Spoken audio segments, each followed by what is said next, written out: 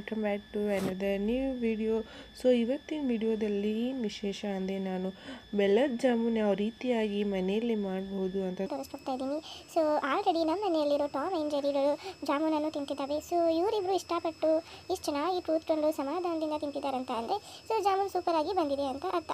So ನಮ್ಮ Tommy ಅಂತೂ ನಮ್ಮ ಜೆರಿ ಅಂತೂ ಸುಮ್ಮನೆ ಕೂಡಲ್ಲ, ಶೂ ಹಾಕೊಂಡು ಅದು ಮಾಡೋದು. ನಮ್ಮ ಟಾಮಿ ನೋಡಿ ಚೆನ್ನಾಗಿ ಸುಮ್ಮನೆ ತಿಂತಿದೆ ರುಬ್ರಲ್ಲಿ.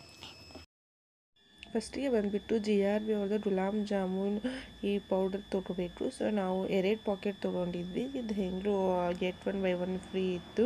ಸೊ ಇದು ತುಂಬ ಚೆನ್ನಾಗಿರುತ್ತೆ. ಸೊ ಇದನ್ನು ನಾವು ಹಿಟ್ಟೇನು ಸಾಣಿಸಿಲ್ಲ, ಡೈರೆಕ್ಟಾಗಿ ಯಾವ ರೀತಿ ಕೊಟ್ಟಿರ್ತಾರೋ ಅದೇ ರೀತಿ ಹಾಕೋಬೇಕು. ಸೊ ಹಾಕ್ಕೊಂಡು ಇದಕ್ಕೆ ಏನು ನಾವು ಮಿಕ್ಸ್ ಮಾಡಲ್ಲ, ತುಪ್ಪ ಆಗಲಿ ಎಣ್ಣೆ ಆಗಲಿ ಮತ್ತು ಆಮೇಲೆ ಬಿಸಿನೀರು ಹಾಕಿ ಏನು ಮಾಡೋಂಗಿಲ್ಲ. ಜಸ್ಟ್ ನಾರ್ಮಲ್ ವಾರ್ಮ್ ವಾಟರೇ ನಾವು ತೊಗೊಂಡು ಈ ರೀತಿ ಚಪಾತಿ ಹಿಟ್ಟು ಮಾಡ್ತೀವಲ್ವ, ಚಪಾತಿ ಹಿಟ್ಟಿನ ಥರನೇ ನಾವು ನೀಟಾಗಿ ಹಿಟ್ಟನ್ನು ನಾದ್ಕೋಬೇಕಾಗುತ್ತೆ. ಸೊ ನೋಡ್ಬೋದು, ತುಂಬ ನೀರು ಹಾಕಿಬಿಟ್ರೆ ಮತ್ತೆ ಬರಲ್ಲ. ಸೊ ಇನ್ ಬಿಟ್ವೀನಲ್ಲಿ ನಮ್ಮ ಮುದ್ದು ಜರಿ ನಾನು ಜಾಮೂನ್ ಮಾಡ್ತೀನಿ ಅಂತ ಕೂತ್ಬಿಟ್ಟವನೇ ಅವ್ರ ಅಜ್ಜಿ ಜೊತೆಗೆ. ಸೊ ಇರಲಿ ಅಂತ ಬಿಟ್ಟಿದ್ವಿ. ಇದೆಲ್ಲ ಆದಾದಮೇಲೆ ಒಂದು 10 ನಿಮಿಷ 20 ನಿಮಿಷ ಬಿಡಬೇಕು. ಸೊ ಒಂದು 10 ನಿಮಿಷ 20 ನಿಮಿಷ ಬಿಟ್ಟಾದಮೇಲೆ ಹಿಟ್ಟು ಏನಾಗುತ್ತೆ, ಚೆನ್ನಾಗಿ ನೆಂದಿರುತ್ತಲ್ವ. ಸೊ ರೌಂಡ್ ಶೇಪ್ ಕರೆಕ್ಟಾಗಿ ಬರುತ್ತೆ. ನಾವು ನೀಟಾಗಿ ರೌಂಡಾಗಿ ಮಾಡಬೇಕು. ಅಂದರೆ ಅವಾಗಲೇ ಮಾಡಿದರೆ ಚೆನ್ನಾಗಿ ಬರಲ್ಲ, ಒಂಥರ ಒಡೆದು ಬಿಡುತ್ತೆ. ಸೊ ಹಿಟ್ಟು ನೆನೆಯೋದ್ರಿಂದ ಚೆನ್ನಾಗಿ ರೌಂಡ್ ಶೇಪ್ ಬರುತ್ತೆ. ಸೊ ಈ ಕಡೆ ನಾವು ಎಣ್ಣೆಯನ್ನು ಬಿಸಿ ಮಾಡೋಕ್ಕೆ ಇಟ್ಕೊಂಡಿದ್ದೀವಿ. ಸೊ ನೋಡ್ಬೋದು ಎಷ್ಟು ಚೆನ್ನಾಗಿ ನೀವು ನೀಟಾಗಿ ಹಿಟ್ಟನ್ನು ನಾದ್ಕೊಂಡು ರೌಂಡ್ ಶೇಪ್ ಮಾಡ್ತೀರಾ. ಸೊ ಅಷ್ಟು ಚೆನ್ನಾಗಿ ಬರುತ್ತೆ. ಸೊ ಫೈನಲಾಗಿ ಈ ರೀತಿಯಾಗಿ ನಮಗೆ ಬಂತು. ಸೊ ಇವಾಗ ನಾವು ಸಣ್ಣ ಉರಿಯಲ್ಲಿ ಇಟ್ಕೊಂಡು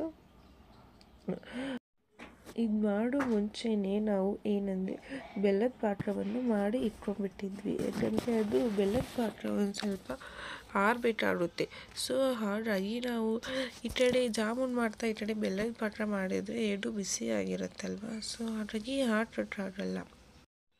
ಸೊ ಹಾಗಾಗಿ ನಾವು ಬೆಲ್ಲದ ಪಾಕ ಹಿಟ್ಟು ನಾದಿದ್ವಲ್ವ, ಸೊ ಆವಾಗಲೇ ನಾನು ಬೆಲ್ಲದ ಪಾಕ ಹಾಕಿದ್ವಿ. ಇದೆಲ್ಲ ಏನಂದರೆ ಏಲಕ್ಕಿ ಆಮೇಲೆ ಡ್ರೈ ಫ್ರೂಟ್ಸ್ ಹಾಕಿದ್ದೀವಿ, ಚೆನ್ನಾಗಿ ಬರುತ್ತೆ ಬಾಯಲ್ಲಿ ತಿನ್ನೋ ಟೈಮಲ್ಲಿ ಅಂತ.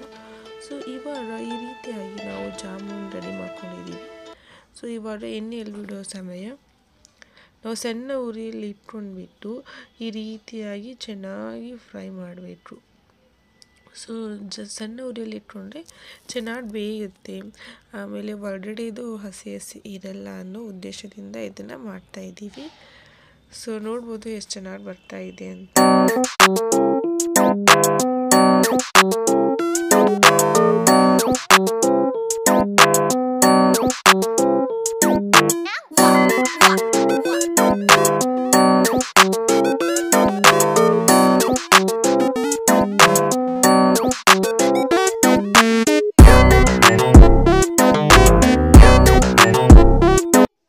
ಸೊ ಇವಾಗ ಎಲ್ಲ ಜಾಮೂನನ್ನು ನಾವು ಡೀಪ್ ಫ್ರೈ ಮಾಡಿಟ್ಕೊಂಡಿದ್ವಿ. ಇದು ಕೂಡ ಒಂದು 5 ನಿಮಿಷ ಆರಬೇಕು.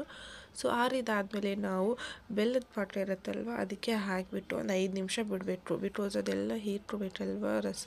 ನೋಡಿ ಈ ರೀತಿಯಾಗಿ ಹಾಕ್ಕೊಂಡ್ಬಿಟ್ಟು ಒಂದು 2 ನಿಮಿಷ ಅದನ್ನು ಮಿಕ್ಸ್ ಮಾಡ್ಕೋಬೇಕು. ಮಿಕ್ಸ್ ಮಾಡಿ ಅದನ್ನೇ 5 ನಿಮಿಷ ಬಿಟ್ಬಿಡ್ಬೇಕು, ಅಲ್ಲೇ ಎಲ್ಲ ಬೆಲ್ಲದ ಸ್ವೀಟ್ ಎಲ್ಲ ತೊಗೊಳ್ಳೋಕ್ಕೆ. ಸೊ ಇದಾದಮೇಲೆ ನಮಗೆ ತಿನ್ನೋಕ್ಕೆ ತುಂಬ ಈಸಿಯಾಗಿ ಆಮೇಲೆ ಅದು ಚೆನ್ನಾಗಿ ಸ್ವೀಟಾಗಿ ಬರುತ್ತೆ. ಸೊ ನೋಡ್ಬೋದು ಎಷ್ಟು ಚೆನ್ನಾಗಿ ಕಾಣ್ತಾ ಇದೆ ಅಂತ.